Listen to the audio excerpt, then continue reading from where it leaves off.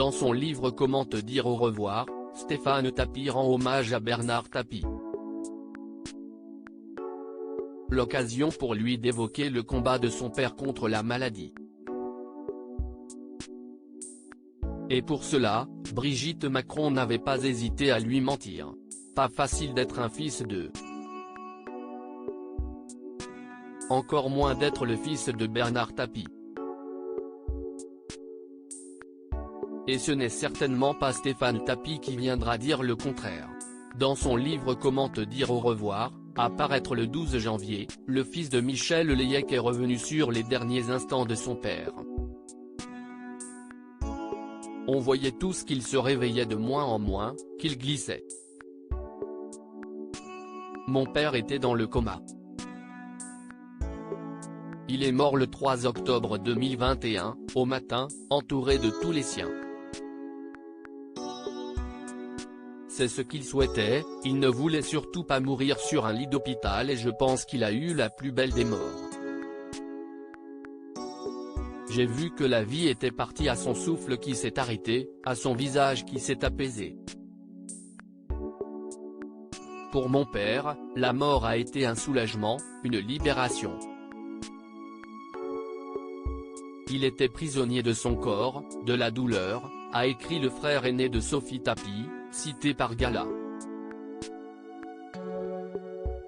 Dans son ouvrage, celui qui est occasionnellement chroniqueur pour Cyril Hanouna est revenu sur les nombreux séjours de son père à l'hôpital. Et il y en a un en particulier qu'il n'oubliera jamais. À un moment, il s'est retrouvé dans un sale état à la suite de sa perte d'appétit et sa dénutrition.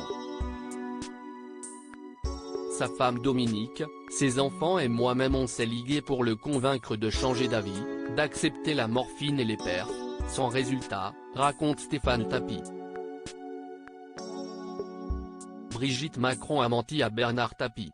Sauf que son père était une forte tête et qu'il était impossible de lui imposer quoi que ce soit. Il était prévu qu'il sorte un jeudi quand il a hurlé qu'il en avait archi-marre et a décidé qu'il rentrerait chez lui 2 jours plus tôt, se souvient-il. Soucieux de la situation, l'oncologue en charge de la santé de Bernard Tapie lui a demandé de le persuader d'avoir de la morphine. La seule solution de Stéphane Tapie ? Téléphoner à Brigitte Macron. En effet, la première dame devait se rendre à l'hôpital le mardi pour rencontrer l'ancien homme politique. Je vous demande de mentir, a-t-il déclaré à l'épouse d'Emmanuel Macron, qui lui a répondu du tac au tac, ça ne va pas être possible, je ne mens pas.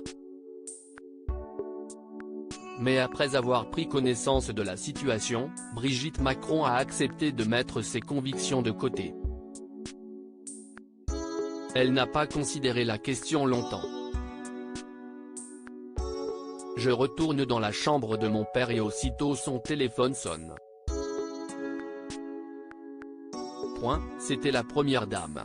Je n'ai pas entendu quels arguments elle a employés pour justifier ce report de visite, mais en revanche j'ai entendu Tapie s'exclamer, d'accord, entendu pour jeudi matin à l'hôpital.